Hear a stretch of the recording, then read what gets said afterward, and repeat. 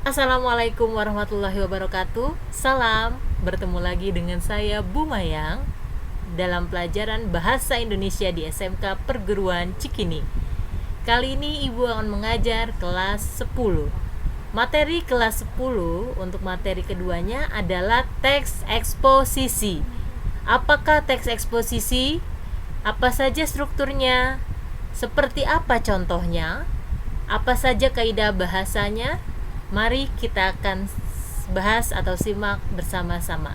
Berikut Ibu akan menampilkan beberapa poin-poin penting dari materi teks eksposisi. Tolong perhatikan dengan saksama. Oke, kita langsung masuk ke teks kedua, yaitu teks eksposisi ya. Materi kedua nih ya. Tolong disimak baik-baik. Kemarin kita pertama sudah membahas mengenai teks laporan hasil observasi. Apa itu laporan hasil observasi? Ya, bagaimana contohnya? Struktur kaidah bahasanya seperti apa? Lalu kekurangan kalian itu ketika menganalisis teks laporan observasi itu seperti apa ya. Sekarang ada lagi nih materi kedua yang lebih agak rumit ya dibandingkan teks laporan observasi, namanya adalah teks eksposisi. Sebelum kita mengetahui apa pengertian teks eksposisi dan apa saja strukturnya, kita baca contohnya. Tidak terlalu panjang tapi mewakili isi hati kalian seperti apa sih teks eksposisi itu gambarannya. Oke. Ada satu teks di judulnya adalah pembangunan dan bencana lingkungan. Oke, seperti yang kita lihat ya, banyak sekali bencana saat ini. Bumi saat ini sedang menghadapi berbagai masalah lingkungan yang serius.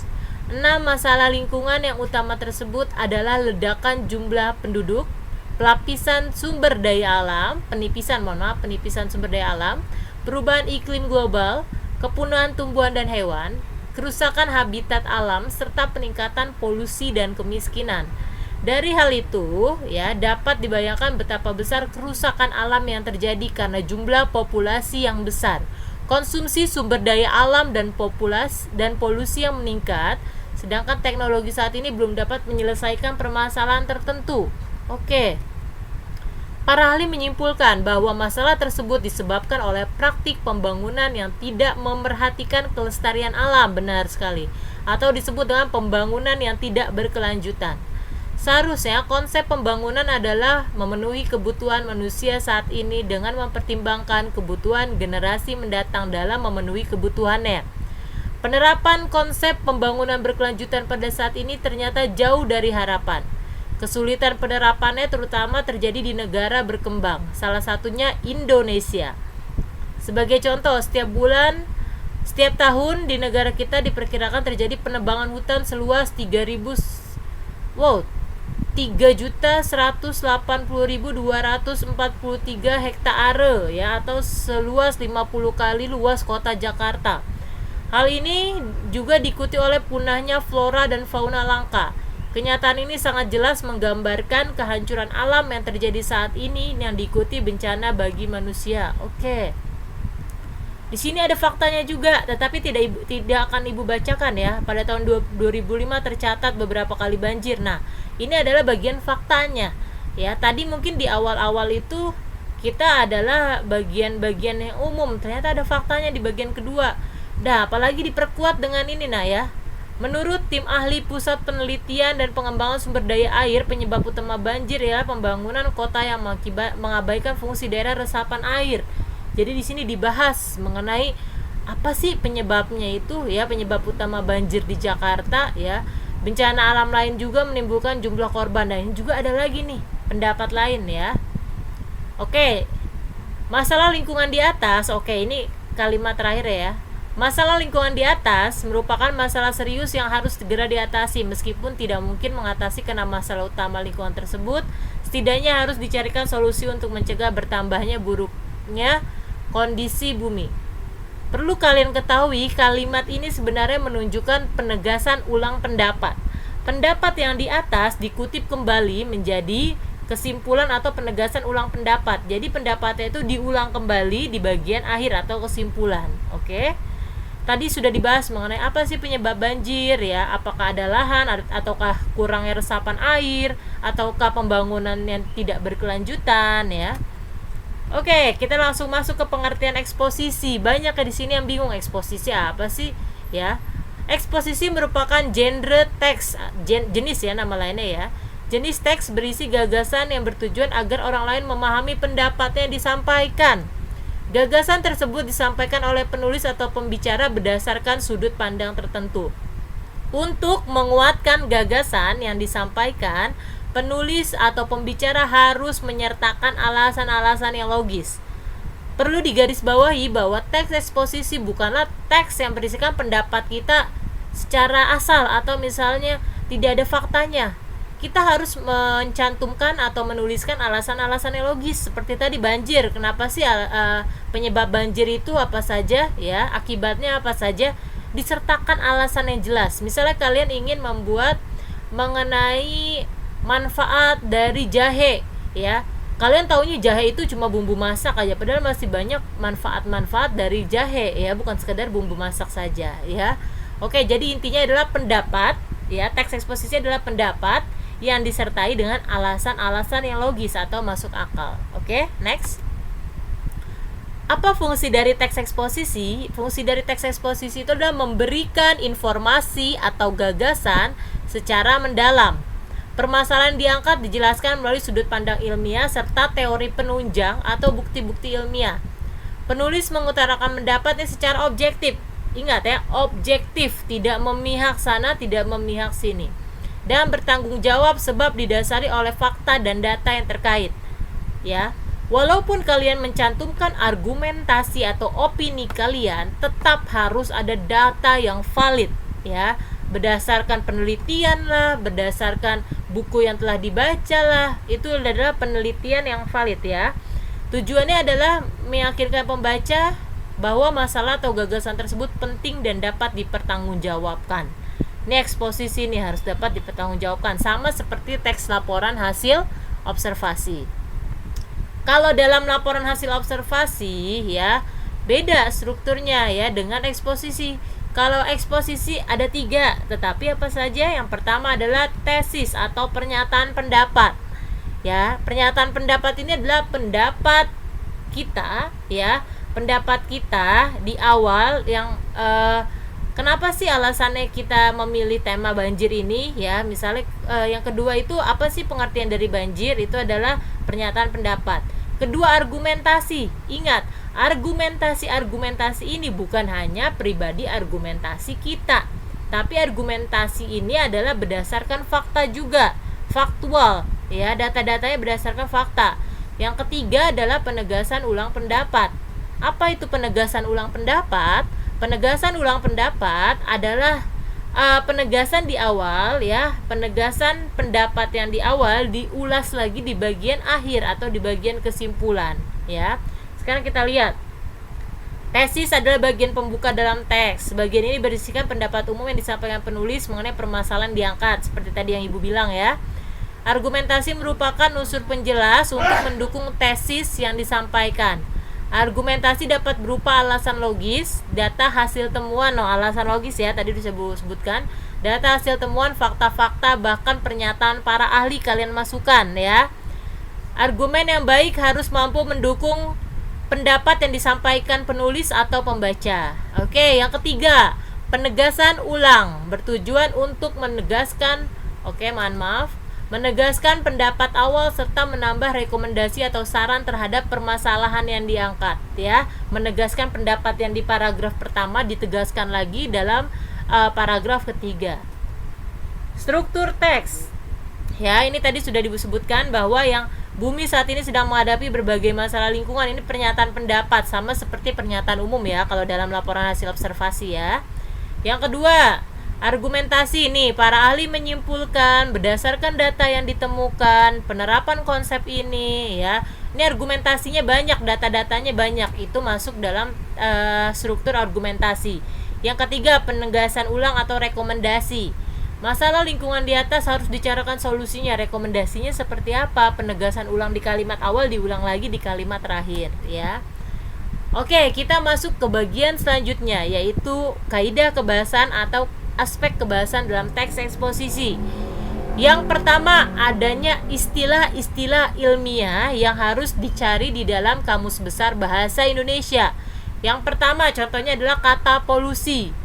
Ya, banyak orang yang masih awam dengan kata polusi. Kalau kita cari di dalam kamus, polusi artinya pencemaran. Habitat. Banyak orang yang juga belum paham loh arti habitat. Ternyata habitat itu menurut Kamus Besar Bahasa Indonesia bisa artinya tempat tinggal khas bagi seseorang, bisa artinya bio tempat hidup organisme, bisa artinya geo tempat kediaman atau kehidupan tumbuhan, hewan, manusia dalam kondisi tertentu pada permukaan bumi. Ya, jadi pertama kaidah bahasanya adalah istilah-istilah tertentu. Ya.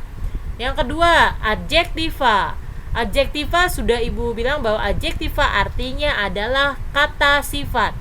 Sebagai contoh, serius. Serius adalah kata sifat. Misalnya, pemerintah harus lebih serius mengatasi masalah banjir.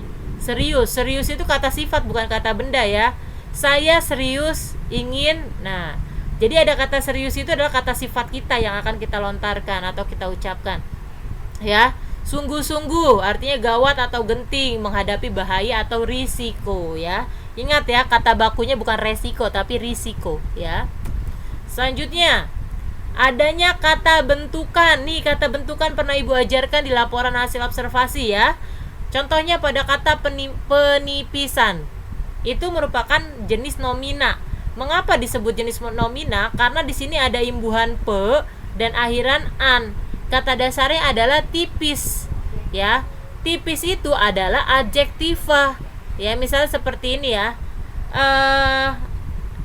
Kertas itu sangatlah tipis. Berarti sifatnya dari kertas itu adalah tipis ya, tidak tebal. Itu adjektiva. Tetapi ketika mendapatkan imbuhan pe dan akhiran an, maka bentuknya akan menjadi penipisan. Penipisan bukan lagi adjektiva atau kata sifat, tetapi sudah menjadi nomina atau kata benda. Oke, next. Aspek kebahasan selanjutnya adalah kalimat aktif transitif dan kalimat aktif intransitif. Apa arti kalimat-kalimat tersebut? Langsung saja kita baca ya. Dalam teks eksposisi banyak digunakan kalimat verbal, yaitu kalimat berpredikat verba. Verba tahu ya, kata kerja ya. Kalimat lainnya kalimat nominal berpredikat nomina, adjektiva, numeralia atau adverbia. Jarang digunakan dalam teks eksposisi. Sekarang kita lihat contoh pertama. Bumi saat ini sedang menghadapi berbagai masalah lingkungan yang serius. Ternyata ini adalah kalimat aktif transitif ya, atau nama lainnya ini adalah verba aktif ya. Kenyataan ini sangat jelas menggambarkan kehancuran alam yang terjadi saat ini yang diikuti bencana bagi manusia. Masih sama kalimat aktif transitif. Sedangkan kok pada kalimat ketiga tiba-tiba kalimat aktif intransitif, Bu? Oke, kita baca. Masalah lingkungan di atas merupakan masalah serius yang harus segera diatasi. Ingat, ada kata diatasi ya. Diatasi ini merupakan verba pasif. Ketika kalian dalam jenis kalimat, maka namanya adalah kalimat aktif intransitif. Kalimatnya berubah bentuknya ya. Oke. Yang selanjutnya adalah penjelasan aspek kebahasan eksposisi. Adjektiva, tadi sudah adjektiva ya. Ia cantik sekali. Ia adalah subjek ya. Cantik adalah predikat ya. Sekali itu, cantik sekali itu menunjukkan itu adalah keterangan sifat ya. Cantik itu keterangan sifat ya. Adjektiva ya, dia bukan kata benda ya. Kata cantik keterangan sifat sebab menerangkan keterangan benda. Ia itu keterangan benda ya. Ia, sekali itu keterangan ya. Sekali itu kata keterangan. Jadi ia cantik sekali ini adalah menunjukkan kata sifat ya. Ciri adjektiva kata sifat contohnya ya, dapat diberi keterangan seperti agak, sangat, paling, sekali ya. Jangan misalnya kita seperti ini membuat kalimat. Ia sangat tampan sekali. Ia sangat tampan sekali. Sudah menggunakan kata sekali tapi diawali dengan kata sangat. Namanya berlebihan. mubazir. Kalau dalam bahasa Indonesia itu salah satu kata harus ada yang dihilangkan. Cukup ia tampan sekali. Tidak perlu ada kata ia sangat tampan sekali. Contohnya, saya membeli banyak buku-buku. Saya membeli banyak buku-buku. Ya, cukup saya membeli banyak buku. Ya, saya membeli banyak buku karena sudah jamak ya. Contoh kedua, dapat diulang konstruksi se plus kata sifat yang diulang plusnya. Contohnya, secantik-cantiknya wanita, paling cantik adalah ibumu sendiri. Nah, contohnya itu menggunakan imbuhan se. Secantik-cantiknya wanita di dunia ini, wanita paling cantik adalah ibumu sendiri. Nah, itu contohnya ya. Next, afiksasi. Afiksasi itu adalah proses pembentukan kata. Yang tadi sudah Ibu bilang, tipis. Tipis adalah kata sifat. Mendapatkan imbuhan pe dan akhiran an, menjadi penipisan ya, menjadi penipisan, menjadi nomina. Dari kata sifat menjadi nomina, itu maknanya tentunya akan berbeda ya. Prefiks. Prefiks ini adalah awalan. Awalan, pembubuhan hanya di awal, seperti pada kata pengusaha, pelajar ya. Itu merupakan prefiks. Sisipan atau infiks contohnya adalah gerigi. Kata dasarnya gigi. Mendapatkan sisipan jadinya gerigi. Apalagi misalnya gelembung. Kata dasarnya gembung. Gembung itu besar, bulat ya. Kalau misalnya mendapatkan sisipan menjadi gelembung ya. Oke, akhiran atau sufiks. Akhirannya bisa an ya. Contohnya pada kata pelarian. Pelarian itu sebenarnya bukan sufiks ya. Pelarian itu adalah gabungan konfiks ya. Kalau untuk kalian menggunakan konfiks itu ada aturan-aturannya ya. Jadi imbuhan itu jangan hanya kalian memasukkan, tetapi kalian tidak tahu maknanya dari kata yang sudah mendapatkan proses afiksasi itu apa. Kalian harus tahu maknanya juga ya. Kalau konfiks itu banyak ya, pean, kean, sean ya, peran, itu banyak ya. Afiks gabung adalah afiks antara awalan dan akhiran. Nih biasanya sering digunakan dalam teks ya. Konfiks adalah gabungan antara awalan dan akhiran yang melekatnya bersama-sama. Ingat, konfiks awalan akhiran. Tadi pelarian ya, itu konfiks ya. Contohnya, sekarang kita lihat, ini adalah konfiks kean. Kata dasarnya masyarakat, mendapatkan imbuhan ke dan akhiran an, kemasyarakatan. Perdamaian, damai. Damai itu kata dasarnya, damai itu kata sifat ya, mendapat imbuhan per dan an. Maka katanya menjadi perdamaian. Pelajar, pelajar itu kan artinya nomina. Tapi ketika mendapatkan imbuhan me dan i menjadi verba. Saya mempelajari tentang sejarah Cut Nyak-din misalnya. Mempelajari me plus akhiran i ya. Me plus akhiran i. Tadinya pelajar adalah nomina, kata benda ya. Tapi ketika mendapatkan imbuhan me dan i, akhiran i, maka artinya menjadi berbeda, menjadi verba, kata kerja. Pelajar ya, bisa ditambahkan awalan per ya. Per jadi ajar ya. Ada juga misalnya kalian pengajar. Pengajar itu beda ya artinya ya. Pengajar itu masih nomina ya, jangan samakan dengan mempelajari. Selanjutnya, ini sudah dibahas ya.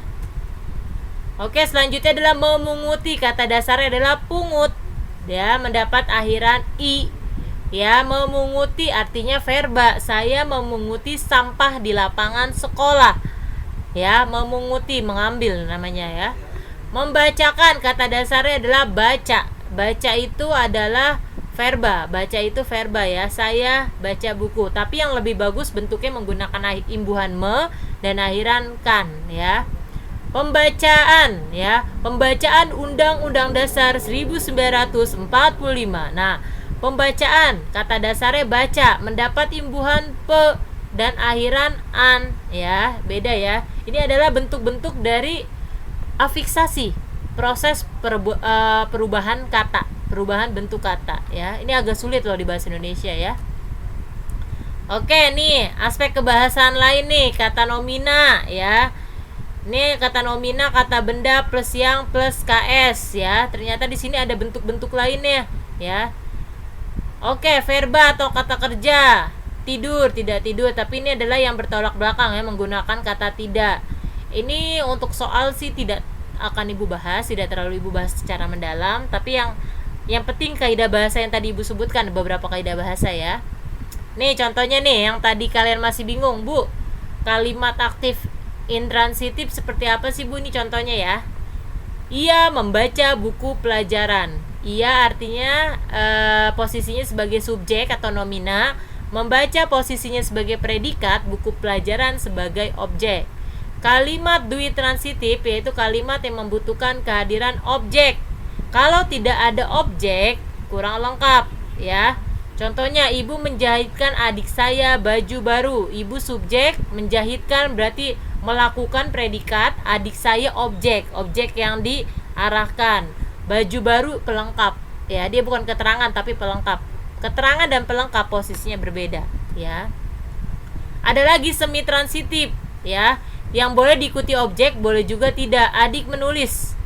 Itu berarti dia tidak membutuhkan objek ya. Adik menulis cerita, dia membutuhkan objek ya. Adik tidur siang. Adik tidur siang, subjek predikat. Adik tidur siang ya. Tidur siang itu kesatuan. Kecuali seperti ini kalimatnya.